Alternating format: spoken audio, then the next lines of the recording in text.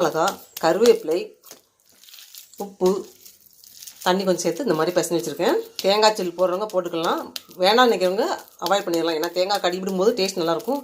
சில பேருக்கு அந்த தேங்காய் கடிவர பிடிக்காது நினைக்கிறவங்க தேங்காய் வேணாம்னு இந்த வெங்காயம், பச்சை மிளகா, முருங்கைக்கீரை போட்டு செய்யலாம். முருங்கைக்கீரை பிடிக்காதவங்களும் வெறும் வெங்காயம், பச்சை மிளகா போட்டு செஞ்சாலும் டேஸ்ட் நல்லாயிருக்கும். எப்படி செஞ்சாலும் அது டேஸ்ட் நல்லா தான் இருக்கும். சத்துக்காக நான் அந்த முருங்கைக்கீரை சேர்த்துருக்கேன்.